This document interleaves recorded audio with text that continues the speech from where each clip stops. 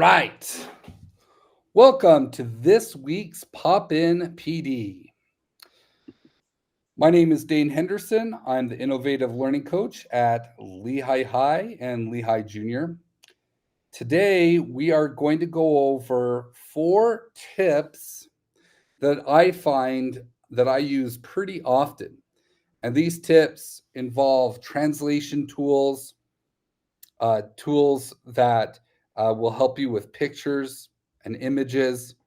And finally, something that happens all the time for me is I'll close out of a tab accidentally, and it's the worst to try and relog into something or remember where that website is.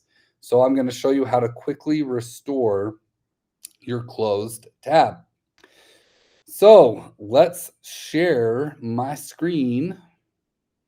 Here's what we're going to go over, and let's get started with it. Okay, so the first trick is ColorZilla. Now, this is a Chrome extension that you will get from the Chrome store. So if you just go to Google and you do Chrome extension, it'll be one of the first things that shows up here. And what you're going to do, Chrome extension store, holy cow, there we go. Okay, now we'll be at the store and we'll just type in ColorZilla. All right, install this onto your computer, and what you'll see is this little dropper in your Chrome browser. And what this helps with is finding the exact color of something that you're working on. So it'll find the hex color. So I've got my Canva project right here. And what I want to do is I want to turn this green color into the Lehigh High purple color. Okay.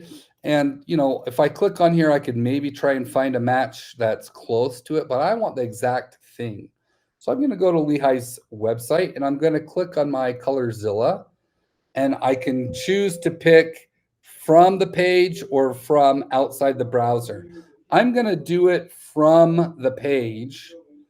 And now it brings up, and I'm not sure if you're going to be able to see it with this video, but it's going to bring up a bigger dropper so I can select that color. I'm going to just click, and now it selected that color and it copied the hex code to my clipboard. And now all I'm going to do is I'm going to click to add this color, and I'm just going to paste it in. And now, there we go. And I would probably change that blue if I were working on this project for real. So that's ColorZilla.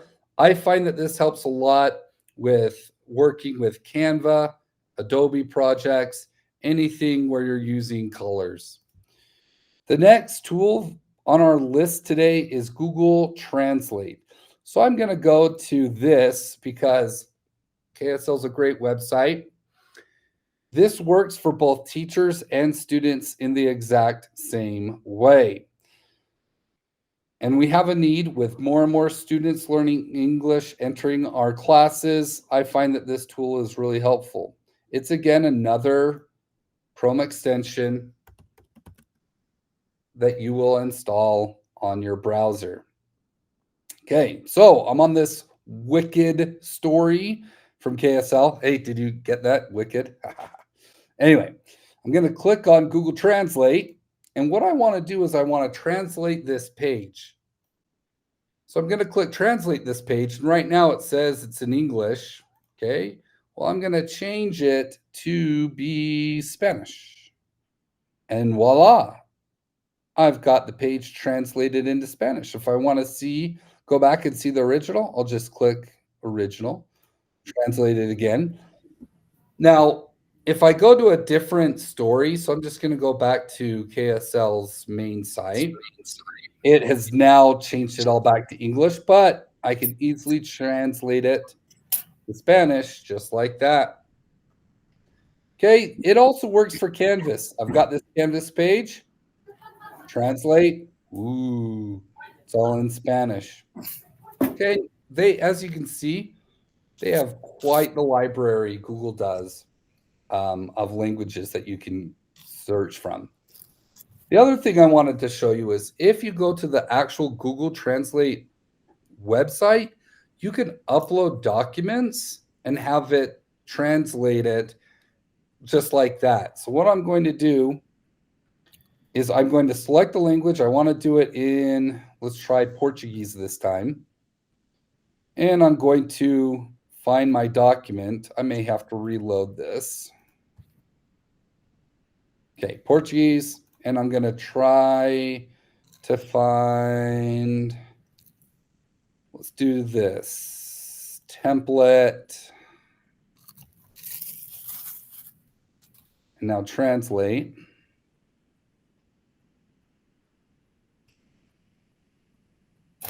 Now I have a translation of this document. All right. Let's go to the next one, which is restoring a closed tab. I'm going to get rid of my KSL tab. Oh no, I didn't want to do that.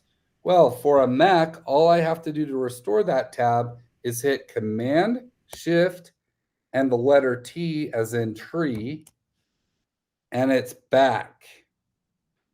For a Windows machine, you do something similar. You do Control Shift T, and it's restored. This is really helpful when you're going through Canvas, Skyward, and you have a million other tabs open and you accidentally get out of it. You can restore them back. All right. Now, the last thing involves pictures. Okay, so I've got these 3 pictures, and they're in this HEIC format. This is the format that Apple uses to compress their files. Well, it's really annoying to try and change these into a JPEG, which is a little bit easier to use. On an Apple or a MacBook, this is super easy to change. All I got to do is select these pictures, go to the quick actions, and hit convert image. And now it will give me some copies, unless it doesn't want to right now. It will give me some copies of these images in a JPEG format, unless it doesn't want to. Okay, so that's a real hit. The other way that you can do that, and it normally works, so I'm not sure why it's not doing that. But the other way that you can change this is with your actual iPhone. Yeah, so if you get out your iPhone, Yeah. and then you just click on settings, Mm-hmm. and then if you scroll down to photos, Mm-hmm. all right, and then there'll be the options optimize iPhone storage, and then download and keep originals. If you do the optimize iPhone storage, it's going to compress those files. So I wouldn't do that. I would do download and keep originals, and then keep scrolling down, because then there's the transfer to Mac or PC. Change it to automatic.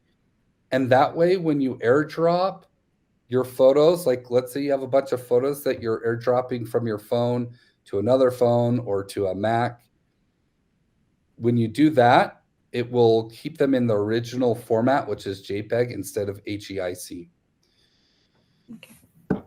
That has saved me a bunch over the last few months. We just had a baby, and we take a lot of pictures, and we're trying to share those pictures out. And I realized about halfway through that all of my pictures basically were in that weird, funky format.